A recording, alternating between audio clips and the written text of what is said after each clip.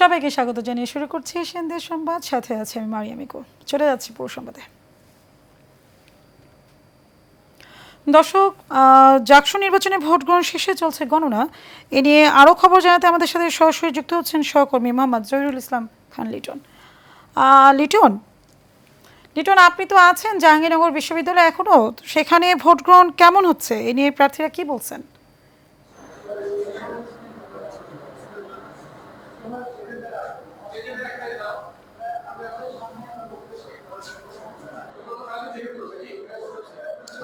আপনি জানেন যে আজকে সকাল 9টা থেকে কিন্তু জাহাঙ্গীরনগর বিশ্ববিদ্যালয়ে যে নির্বাচন হয়েছিল সেই নির্বাচনে ভোট কিন্তু এখন 5টা বাজে। এই মুহূর্তে কিন্তু ভোট স্থগিত করা হয়েছে, একেবারে ভোট বন্ধ করা দেওয়া হয়েছে, আর কোনো নতুন ভোট নেওয়া হবে না। আমি এই মুহূর্তে রয়েছি আল বিরুনি হলে। এখানে কিন্তু আজকে 210টা ভোটের বিপরীতে কিন্তু আজকে ভোট পড়েছে, 157টা ভোট পড়েছে এবং এর ভিতরে কোনো রকম কোনো বিশৃঙ্খলা হয়নি। আমরা দেখেছি যে এখন কিন্তু ভোট বাক্সগুলো সকল প্রার্থী এবং তাদের যে মনোনীত ব্যক্তিবর্গ আছে তাদের সামনেই কিন্তু ভোট বাক্সগুলো কিন্তু বন্ধ করা হচ্ছে এবং সেই ক্ষেত্রে কিন্তু তারা কোনো রকম আর কোনো সমস্যা সম্মুখীন হতে হয়নি। আমরা একটু কথা বলতে চাচ্ছি, এখানে একজন স্বতন্ত্র প্রার্থী যিনি আজকে নির্বাচনে যিনি প্রতিদ্বন্দ্বিতা করেছেন, আমি তার সাথে কথা বলতে চাচ্ছি। আজকে যে নির্বাচন ছিল সেই ক্ষেত্রে আপনাদের এই বিষয়টি নিয়ে আপনাদের কি বলার আছে বা কতটুকু সন্তুষ্টি প্রকাশ করতেছেন আপনারা আজকের নির্বাচনে? এই নির্বাচন 33 বছর পরে জাকসুতে যে নির্বাচন হচ্ছে সেটা যতটা সন্তোষজনক থাকা উচিত ছিল ততটা সন্তুষ্ট আমরা নই। কেননা নির্বাচন কমিশন এক কথায় আমাদের সঙ্গে প্রহসন করছে। আপনি জানেন যে গত পরশুদিন একটা ডোপ টেস্ট হয়েছে, সেটির কোনো ফলাফল এখন পর্যন্ত আসেনি। গতকাল রাত থেকে যে কারচুপির যে গুঞ্জন আমরা শুনছি সেটি একেবারে উড়িয়ে দেবার মতো না। আজকে সকাল থেকে বিভিন্ন কেন্দ্রে বিভিন্ন তথাকথিত হ্যাভিওয়েট প্রার্থী যারা তারা ঢুকছে বেরোচ্ছে, অনেক প্রার্থীকে বাধা দেওয়া হচ্ছে, আবার কেউ অবাধে ঢুকছে। তো এই যে বিষয়গুলো, এটি বিবেচনা করলে আসলে নির্বাচন যে একেবারে স্বচ্ছ পরিচ্ছন্ন এটা আপনি বলতে পারবেন না এবং এটা বলা উচিত হবে না। তো সেই জায়গা থেকে মনে করি এখনো যতটুকু সময় রয়েছে আমার মনে হয় না যে নির্বাচন কমিশন আমাদের প্রতি সন্তোষজনক আচরণ করবে।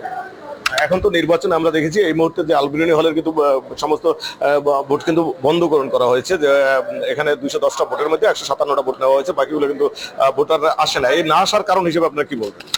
ভোটাররা আসলে অনেকেরই অনেক ব্যস্ততা থাকতে পারে এবং বিশেষ করে আমি এর আগেও বলেছি যে একটা দীর্ঘ ছুটি দেওয়া হয়েছে নির্বাচনকে ঘিরে, ক্লাস পরীক্ষা স্থগিত করা হয়েছে এবং সামনে আপনি জানেন যে ফ্রাইডে স্যাটারডে 2 দিন ছুটি থাকছে।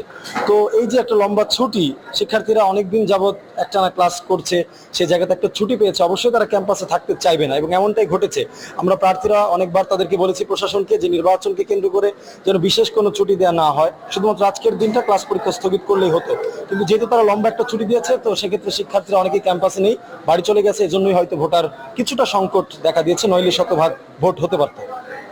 যেমনটি শুনছিলেন একজন স্বতন্ত্র প্রার্থী বলছিলেন এবং পাশাপাশি আমরা এখানে যারা নির্বাচনী দায়িত্বে যারা রয়েছে তাদের সাথেও কথা বলেছি, তারা কিন্তু সকলেই বলছেন যে এখানে সুন্দর এবং সুন্দরভাবে ভোট নেওয়া হয়েছে, কোনো রকম কোনো অপ্রীতিকর ঘটনা কিন্তু এখানে এখন পর্যন্ত ঘটেনি। এবং শুধু এখানে না, জাহাঙ্গীরনগর বিশ্ববিদ্যালয় যেহেতু আপনি জানেন যে ছাত্রদল কিন্তু এর মধ্যে কিন্তু তারা নির্বাচন বর্জন করেছে এবং সেই ক্ষেত্রে কিন্তু একটু থমথমে পরিস্থিতি বিরাজ করতেছে। অনেকেই মনে করতেছেন যে কোনো সময় কিন্তু একটা অপ্রীতিকর ঘটনা ঘটার সম্ভাবনা কিন্তু এই শেষ বেলায় এসে হওয়ার সম্ভাবনা রয়েছে। এখন কিন্তু ভোট গ্রহণ শেষ হয়েছে, এখন শুধু ফলাফল দেখার অপেক্ষা। এই ছিল আমার কাছে জাহাঙ্গীরনগর বিশ্ববিদ্যালয় থেকে নির্বাচনে এখনকার মতো সর্বশেষ তথ্য। জি লিটন, আপনাকে ধন্যবাদ। দর্শক, আমরা যেমনটি শুনছিলাম আমাদের সহকর্মী লিটন জানাচ্ছিলেন আমাদেরকে জাকসু থেকে, এবং বিভিন্ন প্রত্যক্ষদর্শীরা তাদের নির্বাচন প্রসঙ্গে তাদের যে ধারণা সেগুলো জানাচ্ছিলেন। আমরা চলে যাব পরবর্তী সংবাদে। ঢাকার দোহার উপজেলা নয়াবাড়ি ইউনিয়ন বিএনপির সাবেক সভাপতি হারুনুর রশিদ মাস্টারের হত্যাকাণ্ডে জড়িত আসামি শরীফ ও আল আমিন নামে 2 জনকে গ্রেফতার করেছে পুলিশ। এদিকে সকালে থানার প্রধান ফটকে বিক্ষোভ করেন নয়াবাড়ি ইউনিয়নের বাসিন্দারা। হত্যাকাণ্ডে জড়িতদের পাশাপাশি মূল হোতাদের গ্রেফতারের দাবি জানান বিক্ষোভকারীরা। পরে দোহার থানা ওসি হাসান আলী এসে পরিস্থিতি শান্ত করেন। গত 2রা জুলাই সকালে বিএনপি নেতা হারুন মাস্টারকে নয়াবাড়ি এলাকায় পদ্মার তীরে প্রকাশ্যে গুলি করে হত্যা করা হয়।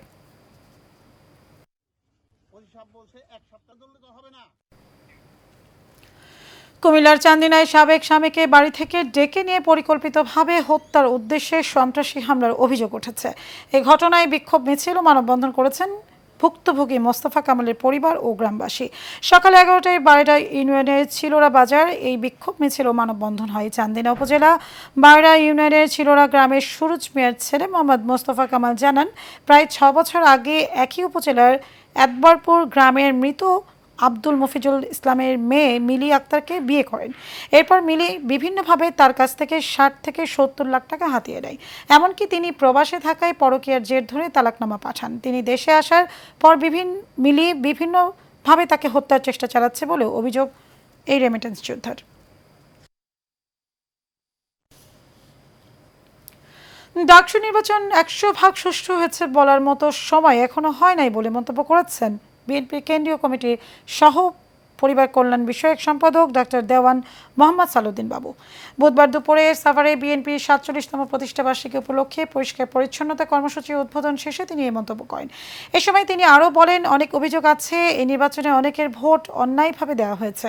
তাই এই নির্বাচন নিয়ে অনেক প্রশ্ন আছে, নির্বাচনটা সত্যিকারের সুষ্ঠু হয়েছে কিনা। এ সময় উপস্থিত ছিলেন উপজেলা পরিষদের সাবেক ভাইস চেয়ারম্যান দেওয়ান মোহাম্মদ মহিউদ্দিন বিপ্লব, থানা বিএনপির সাধারণ সম্পাদক গোলাম মোস্তফা সহ আরও অনেকে।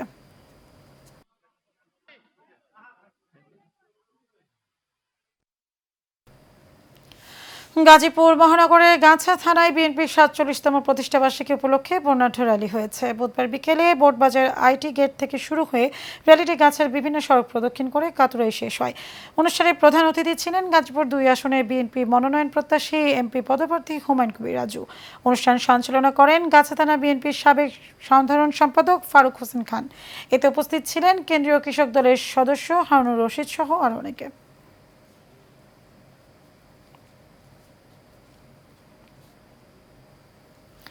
দেশ রক্ষার কারণে সৎ লোকদের রাজনীতিতে আসতেই হবে।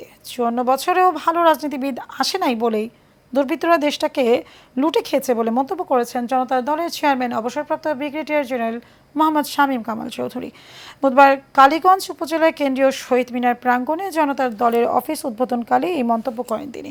এ সময় জনতার দলের চেয়ারম্যান আরও বলেন, জনতার দল অধিকাংশ অবসরপ্রাপ্ত সেনা সদস্য নিয়ে গঠন করা হয়েছে। তারা দেশের মানুষের জন্য রাজনৈতিক দল খুলেছে, যার নাম জনতার দল।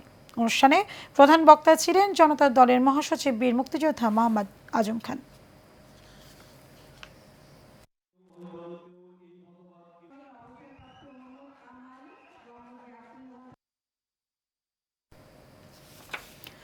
দীর্ঘদিন ধরে যে সড়কটির জন্য শত শত পরিবার স্বপ্ন দেখছিল, কিন্তু সরকারি অর্থায়ন না পেয়ে সেই স্বপ্ন পূরণ করতে পারেনি তারা। এতে চরম ভোগান্তি পোহাতে হচ্ছিল তাদের। সরকারি বরাদ্দের জন্য বহুবার দৌড়ঝাঁপ করেও ফল মেলেনি, এমনকি বরাদ্দ এলেও কাজ হয়নি। দীর্ঘ প্রতীক্ষার পর অবশেষে নরসিংদীর পলাশ উপজেলার ঝিনারদী ইউনিয়নের বড়বো প্রাথমিক বিদ্যালয় থেকে বাদ বড়বো গ্রামের 1.5 কিলোমিটার রাস্তার কাজ শুরু হয়েছে। তবে এই সড়ক নির্মাণ হচ্ছে সম্পূর্ণ ব্যক্তি উদ্যোগে। বাদ বড়বো গ্রামের প্রবাসে ফেরত জজমিয়া নামের এক যুবক নিজ অর্থায়নে এলাকাবাসীর দীর্ঘদিনের স্বপ্ন পূরণে সড়কটি নির্মাণ করছেন। গ্রামবাসীর দীর্ঘদিনের স্বপ্ন পূরণ করে দেওয়ায় প্রশংসায় ভাসছে প্রবাসী যুবক জজমিয়া। পোলাপান যে স্কুলে যাবে এখান থেকে আমাদের যে বড় স্কুলটা ছিল ওইখান থেকে পোলাপান যাওয়ার কোনো রাস্তা নাই। ওই দিকের যে হিন্দু ভদ্রলোকরা তারাও একটা স্বস্তির পাবে যে এই রাস্তা দিয়ে তারা পাঁচদোনা কন মাধবদীকন রসুন্দীকন সুন্দরভাবে যাতায়াত করতে পারবে। জজমিয়া ভাই তো ওর উদ্যোগটা সবচেয়ে বেশি, মানে টাকা দিয়া, সবকিছু দিয়া, অর্থ দিয়া, শ্রম দিয়া, এমনকি অনেক ভোগান্তি দিয়া। পাপান স্কুলে যাইতে পারবো, আমরা মাল মাত্রা নিতে পারবো, আমরা লাশ নিতে পারবো, অনেক সুবিধা। শরীদপুরে নড়িয়ায় মিথ্যা তথ্য ও অপপ্রচারের প্রতিবাদে সংবাদ সম্মেলন করেছেন উপজেলা বিএনপির সাংগঠনিক সম্পাদক মতিউর রহমান সাগর। বুধবার বিকেলে ঘড়িসার নওদা বাংলাবাজার বিএনপি কার্যালয়ে সংবাদ সম্মেলন করেন তিনি। সংবাদ সম্মেলনে মতিউর রহমান সাগর অভিযোগ করে বলেন, ব্যবসায়িক কাজে দীর্ঘদিন তিনি বিদেশে অবস্থান করার সুযোগে কিছু ব্যক্তি সামাজিক যোগাযোগ মাধ্যমে খাদ্য বান্ধব কর্মসূচির চাল বিতরণে অনিয়মের অভিযোগ তুলে তার বিরুদ্ধে অপপ্রচার চালায়। এ সময় তিনি এসব মিথ্যা অপপ্রচারের বিরুদ্ধে প্রতিবাদ জানান।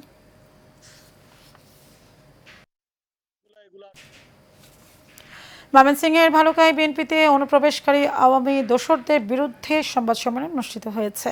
দুপুরে পৌর সদরের সিটি গার্ডেন 2 রেস্টুরেন্ট ধিতপুর ইউনিয়নের সচেতন জনগণের ব্যানারে এই সংবাদ সম্মেলন হয়। এই সময় লিখিত বক্তব্যে যুবদল নেতা আরমান মীর অভিযোগ করে বলেন, আওয়ামী লীগ নেতা জামাল মীরের নির্দেশে তার 2 ছেলে ছাত্রলীগ নেতা পলাশ মীর ও যুবলীগ নেতা মীর ফাহাদ গত রবিবার তার অফিসে হামলা করে কৃষক দল নেতা ওয়াসিকুলকে বেধড়ক মারপিট করে। একই সঙ্গে ক্যাশ কাউন্টারে থাকা সকল টাকা ছিনিয়ে নেয়। তিনি আরও বলেন, থানায় অভিযোগ দায়ের করলে আওয়ামী সন্ত্রাসীরা মামলা তুলে নিতে তাকে প্রাণনাশের হুমকি দিচ্ছে।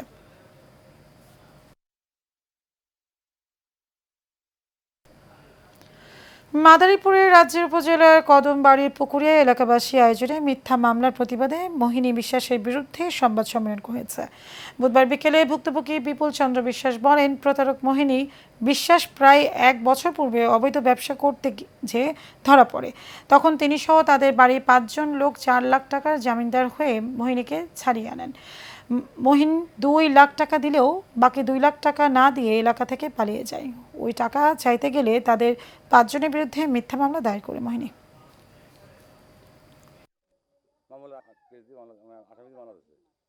মোহিনী সে একটা 2 নম্বরের কাজ করছিল, সেই কাজ করার তার ধরে নিয়ে গেছে।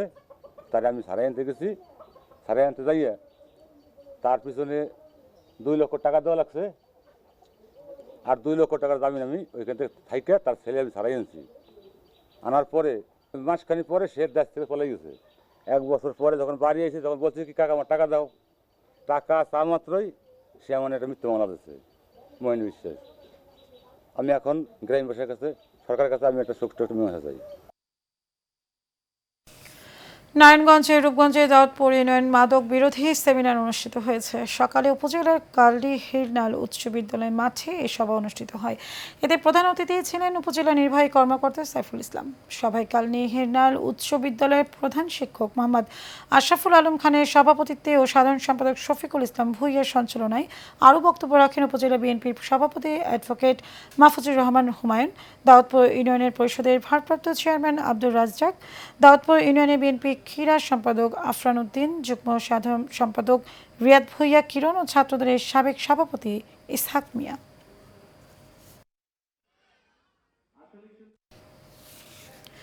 বিএনপির 31 দফা বাস্তবায়নের লক্ষ্যে গণসংযোগ ও লিফলেট বিতরণ করেছেন ব্রাহ্মণবাড়িয়া নবীনগর উপজেলা বিএনপির সভাপতি ও ব্রাহ্মণবাড়িয়া 5 আসন থেকে বিএনপির মনোনয়ন প্রত্যাশী অ্যাডভোকেট এম.এ. মান্নান। বুধবার বিকেলে উপজেলা ঝিনতপুর ইউনিয়নের বাংলা বাজারে তিনি গণসংযোগ ও লিফলেট বিতরণ সহ সর্বস্তরের মানুষের সাথে শুভেচ্ছা বিনিময় করেন।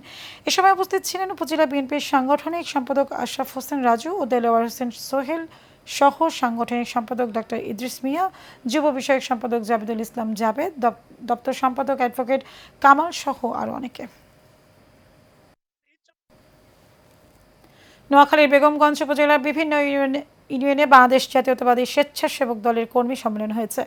উপজেলার কাদিরপুর, নরোত্তমপুর ও শফিপুর ইউনিয়নের উপজেলা স্বেচ্ছাসেবক দলের আহ্বায়ক নজরুল ইসলামের সভাপতিত্বে এই কর্মী সম্মেলনে উপস্থিত ছিলেন ইউনিয়ন বিএনপির সভাপতি ও সাবেক সাধারণ সম্পাদক। আর উপস্থিত ছিলেন উপজেলার স্বেচ্ছাসেবক দলের সদস্য সচিব মোহাম্মদ ফারুক সহ আরও অনেকে।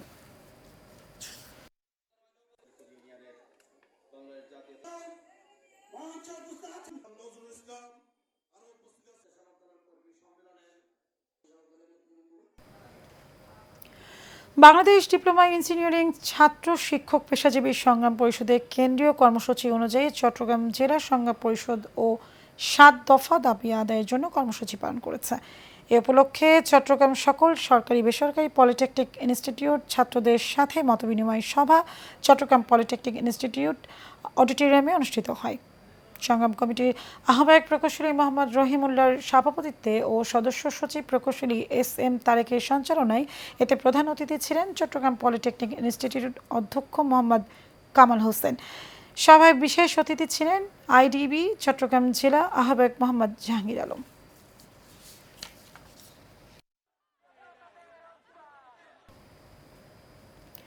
নাটোরের বাগাতিপাড়ায় চা দোকানি সাগর আলী ও তার স্ত্রী মনোয়ারা বেগমকে মারধরের অভিযোগ উঠেছে স্থানীয় আওয়ামী লীগ কর্মী জামরুল, তার স্ত্রী আসমা ও ছেলে আসিফের বিরুদ্ধে। আহত গৃহবধূ মনোয়ারা বেগম জানান, দীর্ঘদিন ধরে জামরুলের অশালীন প্রস্তাবে রাজি না হয় জামরুল তার বিরুদ্ধে মিথ্যা অপবাদ রটাতে থাকে।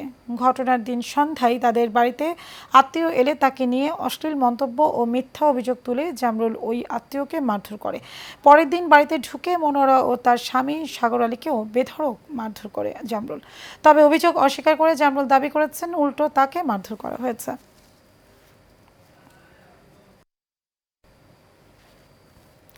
দর্শক এশিয়ান দেশ সংবাদ এই পর্যন্ত, পরে সংবাদ দেখার আমন্ত্রণ রইল। ধন্যবাদ সবাইকে।